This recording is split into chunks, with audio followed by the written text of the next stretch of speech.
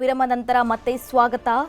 ಬಿಜೆಪಿಯ ಕೆಲ ಮುಖಂಡರು ಬೆಳಗಾವಿಯಲ್ಲಿ ಗೌಪ್ಯ ಸಭೆ ನಡೆಸಿದ ವಿಚಾರಕ್ಕೆ ಪ್ರತಿಕ್ರಿಯಿಸಿದ ಬಿಜೆಪಿ ರಾಜ್ಯ ಅಧ್ಯಕ್ಷ ಶಾಸಕ ಬಿವೈ ವಿಜಯೇಂದ್ರರವರು ಕೆಲವರು ಪ್ರತ್ಯೇಕ ಪಾದಯಾತ್ರೆ ನಡೆಸುವ ಅಪೇಕ್ಷೆ ವ್ಯಕ್ತಪಡಿಸಿದ್ದಾರೆ.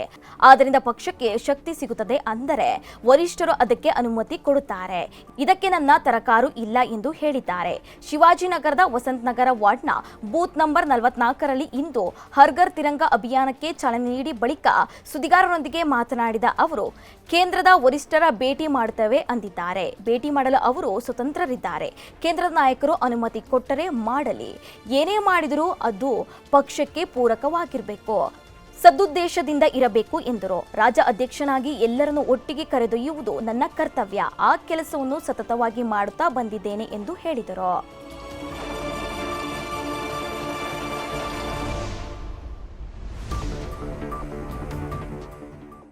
ಇವತ್ತು ನಾವು ಈ ಕಾರ್ಯಕ್ರಮಕ್ಕೆ ಚಾಲನೆ ನೀಡಿದ್ದೇವೆ. ರಾಜ್ಯದ ಅಧ್ಯಕ್ಷನಾಗಿ ಪ್ರತಿಯೊಬ್ಬರನ್ನು ಸಹ ವಿಶ್ವಾಸಕ್ಕೆ ತೆಗೆದುಕೊಂಡು ಹೋಗ್ತಕ್ಕಂಥದ್ದು ನನ್ನ ಆದ್ಯ ಕರ್ತವ್ಯ. ರಾಜ್ಯದ ಅಧ್ಯಕ್ಷ ಆದಾಗಿದ್ದರಿಂದ ಕೂಡ ನಾನು ಮಾಡ್ಕೊಂಡು ಬಂದಿದ್ದೇನೆ, ಸತತವಾಗಿ ಮಾಡ್ಕೊಂಡು ಬಂದಿದ್ದೇನೆ. ಇನ್ನು ಕೆಲವರು ಪಾದಯಾತ್ರೆ ಮಾಡಬೇಕು ಅನ್ನುವ ಅಪೇಕ್ಷೆಯನ್ನು ವ್ಯಕ್ತಪಡಿಸಿದ್ದಾರೆ. ಅದರಿಂದ ಪಕ್ಷಕ್ಕೆ ಶಕ್ತಿ ಸಿಗ್ತದೆ ಅಂತ ಹೇಳಿದ್ರೆ ಕೇಂದ್ರದ ವರಿಷ್ಠರು ಸಮ್ಮತಿಯನ್ನು ಕೊಡ್ತಾರೆ. ಅದ್ರ ಬಗ್ಗೆ ನಂದು ಯಾವುದೇ ರೀತಿ ತಕರಾರಿಲ್ಲ. ಅದು ನಂದು ಯಾವುದೇ ರೀತಿ ತಕರಾರಿಲ್ಲ. ಕೇಂದ್ರದ ವರಿಷ್ಠರನ್ನು ಭೇಟಿ ಮಾಡ್ತೀವಿ ಅಂತ ಹೇಳಿದರೆ ವರಿಷ್ಠರು ಅದಕ್ಕೆ ಅನುಮತಿ ಕೊಟ್ಟರೆ ಮಾಡೋದಕ್ಕೆ ಅವರು ಕೂಡ ಸ್ವತಂತ್ರ ಇದ್ದಾರೆ. ಅದು ಏನೇ ಮಾಡಿದ್ರು ಸಹ ಅದು ಪಕ್ಷಕ್ಕೆ ಪೂರಕವಾಗಿರಬೇಕು, ಸಂಘಟನೆಗೆ ಲಾಭ ಆಗಬೇಕು ಅನ್ನುವ ಸದುದ್ದೇಶ ಇದ್ರೆ ಸಾಕು. ಅಷ್ಟು ಮಾತ್ರ ನಾನು ಹೇಳ್ತೇನೆ. ಇಲ್ಲಿ ಸಿ ಪಿ ಯೋಗೇಶ್ವರ್ ಅವರು ಕೂಡ ಒಬ್ಬರು ಆಕಾಂಕ್ಷಿಗಳು ಅಂತೇಳಿ ಹಲವಾರು ಬಾರಿ ವ್ಯಕ್ತಪಡಿಸಿದ್ದಾರೆ ಅವರ ಅಭಿಪ್ರಾಯಗಳನ್ನು. ತಪ್ಪು ಅಂತಲೂ ಕೂಡ ನಾನು ಹೇಳೋದಕ್ಕೆ ಸಾಧ್ಯ ಇಲ್ಲ. ಅವರು ಕೂಡ ಚನ್ನಪಟ್ಟಣ ವಿಧಾನಸಭಾ ಕ್ಷೇತ್ರದಲ್ಲಿ ಅವ್ರದ್ದೇ ಆದಂಥ ಒಂದು ಹಿಡಿತವನ್ನು ಹಿಡ್ಕೊಂಡಿದ್ದಾರೆ. ಅವ್ರದ್ದೇ ಆದಂಥ ಬೆಂಬಲಿಗರಿದ್ದಾರೆ. ಪಕ್ಷದ ಜೊತೆಗೆ ಅವ್ರದ್ದೇ ಆದಂಥ ಒಂದು ಶಕ್ತಿನೂ ಕೂಡ ಆ ಕ್ಷೇತ್ರದಲ್ಲಿದೆ. ಆದರೆ BJP JDS ಎರಡೂ ಪಕ್ಷಗಳು ಒಟ್ಟಿಗೆ ಹೋಗ್ತಕ್ಕಂಥ ಸಂದರ್ಭದಲ್ಲಿ ಅಲ್ಲಿ JDS ಪಕ್ಷ ಮಾನ್ಯ ಕುಮಾರಸ್ವಾಮಿ ಅವರು ಶಾಸಕರಾಗಿ ಅಲ್ಲಿ ಆಯ್ಕೆಯಾದಂಥ ಸಂದರ್ಭದಲ್ಲಿ ಅಲ್ಲಿ ಯಾರು ಅಭ್ಯರ್ಥಿ ಆಗಬೇಕು, BJP ಮತ್ತು JDS ಎರಡೂ ಪಕ್ಷದ ವರಿಷ್ಠರು ಕೂತು ಚರ್ಚೆ ಮಾಡಿ ಅಂತಿಮ ತೀರ್ಮಾನ ಮಾಡ್ತಾರೆ. ಇಷ್ಟು ಮಾತ್ರ ಹೇಳ್ತಾನೆ, HD ಕುಮಾರಸ್ವಾಮಿ ಅವರು ಗೆದ್ದಂಥ ಕ್ಷೇತ್ರ, ಅದು JDS ಪಕ್ಷ ಗೆದ್ದಂಥ ಕ್ಷೇತ್ರ. ಹಾಗಾಗಿ ದೆಹಲಿ ಮಟ್ಟದಲ್ಲಿ ಎರಡೂ ಪಕ್ಷದ ವರಿಷ್ಠರು ಕೂತು ಚರ್ಚೆ ಮಾಡಿ ಅಂತಿಮ ನಿರ್ಧಾರವನ್ನು ಕೈಗೊಳ್ತಾರೆ. ಅಲ್ಲಿವರೆಗೂ ಎಲ್ಲರೂ ಕೂಡ ಸಮಾಧಾನದಲ್ಲಿರಬೇಕು ಅಂತ ಶಿಫಾರಸ್ ಮಾಡಿದ್ರೆ ಅಶ್ವತ್ಥನಾರಾಯಣ ಪ್ರಶ್ನೆ ಅಲ್ಲ. ಕೇಂದ್ರದ ವರಿಷ್ಠರು ಕೂತು ಚರ್ಚೆ ಮಾಡಿ ತೀರ್ಮಾನ ಮಾಡ್ತಾರೆ. ನಾನು ಹಿಂದೂ ಕೂಡ ರಾಷ್ಟ್ರೀಯ ಅಧ್ಯಕ್ಷರಲ್ಲಿ ಕಳೆದ 15-20 ದಿನದಿಂದ ನಾನು ಹೋದ ಚರ್ಚೆನೂ ಕೂಡ ಮಾಡಿದ್ದೆ. ಎಲ್ಲವೂ ಸರಿ, ಅದಕ್ಕೂ ಚರ್ಚೆ ಮಾಡ್ತೇವೆ. ಒಂದು BJP ಮತ್ತು JDS ಎರಡೂ ಪಕ್ಷಗಳು ಲೋಕಸಭಾ ಚುನಾವಣೆಯನ್ನು ಒಟ್ಟಾಗಿ ಎದುರಿಸಿದ್ದೇವೆ. ಈ ಒಂದು ವಿಧಾನಸಭೆ ಉಪಚುನಾವಣೆ ಬರ್ತದಲ್ಲಿ ಯಾರು ಅಭ್ಯರ್ಥಿ ಆಗಬೇಕು ಅಂತಕ್ಕಂಥ ನಿಟ್ಟಿನಲ್ಲಿ ನಾವು ಸಮಿತಿನೂ ಕೂಡ ಮಾಡಿದ್ದು. ಅಶ್ವತ್ಥನಾರಾಯಣ ಕೂಡ ಅಭಿಪ್ರಾಯಗಳನ್ನು ಪಡೆದುಕೊಂಡಿದ್ದಾರೆ. ಅದ್ರ ಬಗ್ಗೆ ಏನೇನು ಸಮಿತಿಯಲ್ಲಿ ವರದಿ ಬಂದರೆ ಅದ್ರ ಬಗ್ಗೆ ನನಗೆ ಯಾವುದೇ ರೀತಿಯ ಮಾಹಿತಿ ಇಲ್ಲ. ನಾನು ಕೂಡ ಅಶ್ವತ್ಥನಾರಾಯಣ ಕೂತು ಚರ್ಚೆ ಮಾಡ್ತೇನೆ, ವರಿಷ್ಠರ ಗಮನಕ್ಕೂ ಕೂಡ ತರ್ತೇನೆ. ಆಮೇಲೆ ನಾವೇ ಉಚಿತವಾಗಿ ಔಷಧಿಗಳನ್ನ ಮಾರಾಟ ಮಾಡ್ತೇವೆ, ಕೊಡ್ತೇವೆ, ಅದರ ಅಗತ್ಯ ಇಲ್ಲ ಅನ್ನೋ ಹೇಳಿದ್ರು. ರಾಜ್ಯ ಸರ್ಕಾರ ಪ್ರತಿಯೊಂದು ವಿಚಾರದಲ್ಲೂ ಕೂಡ ಸಂಘರ್ಷದ ಹಾದಿಯನ್ನು ತುಳಿತಾ ಇರ್ತಕ್ಕಂಥದ್ದು ದುರಂತ. ನರೇಂದ್ರ ಮೋದಿಜಿ ನೂರಾರು ಜನರ ಸಾವಿಗೆ ಕಾರಣವಾದ ಬಾಂಗ್ಲಾದೇಶದಲ್ಲಿ ನಡೆದ ಹಿಂಸಾತ್ಮಕ ಪ್ರತಿಭಟನೆಗಳು ಮತ್ತು ದೇಶದಲ್ಲಿ ಉದ್ಭವಿಸಿದ ರಾಜಕೀಯ ಬಿಕ್ಕಟ್ಟಿನ ಹಿಂದೆ ತನ್ನ ಯಾವುದೇ ಕೈವಾಡವಿಲ್ಲವೆಂದು ಅಮೆರಿಕ ಹೇಳಿದೆ.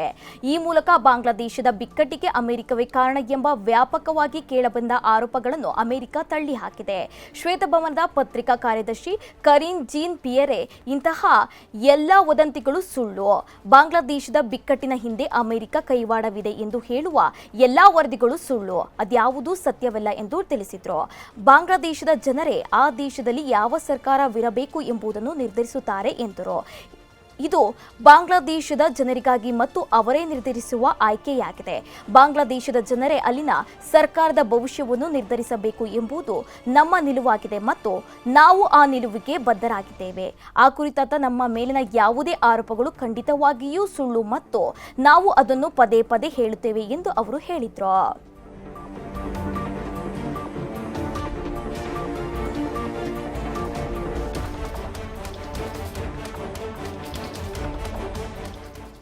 former Prime Minister Sheikh Hasina has reported to alleged that she was forced to be out of power because US wanted to have one of the islands given to them, one of the Bangladeshi islands given to the United States of America. And because it didn't agree to it, she was forced to resign. There was turmoil, internal disturbances in the country. So, I'm sorry, what's the question? Question is, what's the reaction to the allegations? So, we have had no involvement at all. Any reports or rumors that the United States government was involved in these events is simply false. That is not true. This is a choice for and by the Bangladeshi people.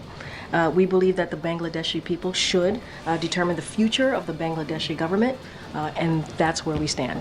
Any allegations, certainly we will continue to say, and I have said here, is simply untrue. Secondly, over the weekend, several Hindu American groups held a protest march in front of the White House, urging the president that he should be taking some steps to stop the atrocities against Hindus in the Bangladesh. And also two of the Hindu lawmakers, Radha Krishnamurti and Sri Thaneda, who both are from the Democratic Party, they have also written letters to the administration seeking their help in stopping atrocities against Hindus in Bangladesh and other minority groups. So look, we're going to continue certainly to monitor the situation.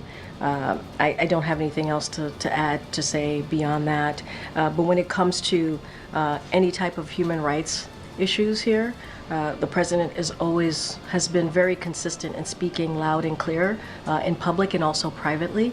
Don't have anything, and he'll continue to do that, but don't have any specific engagement to speak to at this time. One question on India. As President plans to, for the next 6 months, what are the unfinished agenda on his India-US relationship and also on Quad?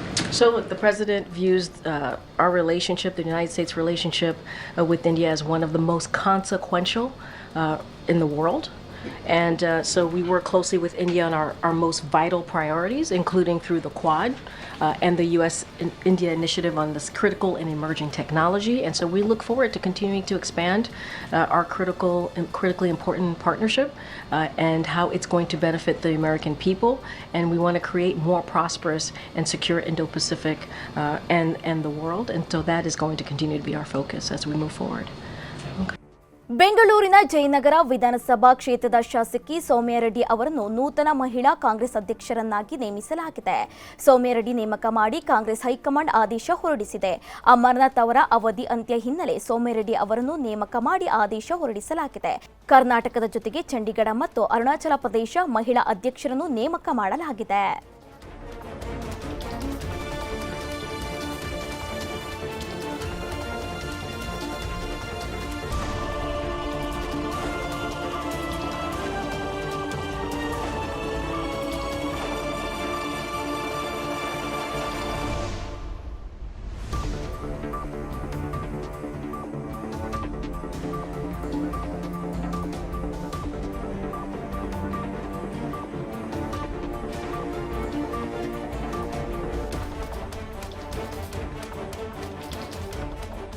Shirur ಗುಡ್ಡ ಕುಸಿತದಲ್ಲಿ ನಾಪತ್ತೆಯಾದವರಿಗೆ ಗಂಗಾವಳಿ ನದಿಯಲ್ಲಿ ಉಡುಪಿಯ ಮುಳುಗ ತಜ್ಞ ಈಶ್ವರ ಮಲ್ಪೆ ತಂಡದಿಂದ ಇಂದು ಮತ್ತೆ ಶೋಧ ಕಾರ್ಯಾಚರಣೆ ಮುಂದುವರಿಯಲಿದೆ. July 16ರಂದು ಗುಡ್ಡ ಕುಸಿತ ಪ್ರಕರಣ ನಡೆದಿತ್ತು. ಘಟನೆಯಲ್ಲಿ 13 ಜನ ಮೃತಪಟ್ಟಿದ್ರು. ಇನ್ನು ಗುಡ್ಡದ ಮಣ್ಣಿನಡಿ ಲಾರಿ ನಾಪತ್ತೆಯಾಗಿತ್ತು. ಸದ್ಯ ಲಾರಿ ಚಾಲಕ ಅರ್ಜುನ್ ಸೇರಿ 3 ನಾಪತ್ತೆಗೆ ಜಿಲ್ಲಾಡಳಿತ ಸಹಕಾರದೊಂದಿಗೆ ಇಂದು ಕಾರ್ಯಾಚರಣೆ ಮುಂದುವರೆದಿದೆ. ನದಿಯ ಒಳಹರಿವು ಕಡಿಮೆ ಹಿನ್ನೆಲೆ ಇಂದು ಕೂಡ ಶೋಧ ಕಾರ್ಯಾಚರಣೆ ಮುಂದುವರೆದಿದೆ.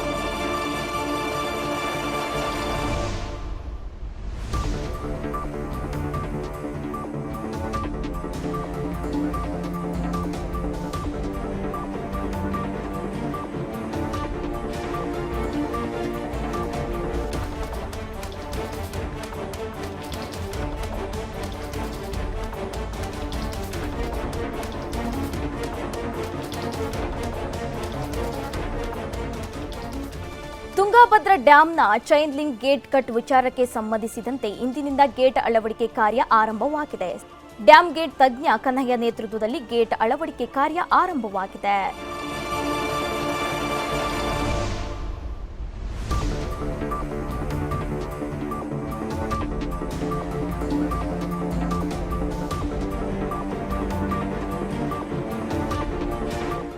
ಇಂದು ಕಲಾವಿದರ ಸಂಘದಲ್ಲಿ ಹೋಮ ಹವನ ನಡೆಸಲಾಯಿತು. ಚಿತ್ರರಂಗದ ಒಳಿತಿಗಾಗಿ ವಿಶೇಷವಾದ ಪೂಜೆ ಹಮ್ಮಿಕೊಳ್ಳಲಾಗಿತ್ತು.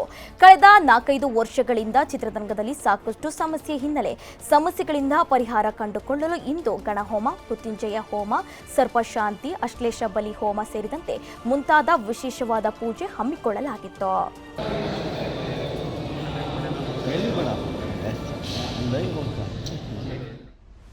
ಇದಿಷ್ಟು ಈ ಹೊತ್ತಿನ ಅಪ್ಡೇಟ್ಸ್. ಮತ್ತಷ್ಟು ಮಾಹಿತಿಗಾಗಿ ನೋಡ್ತಾ ಇರಿ NKR TV ಕನ್ನಡ.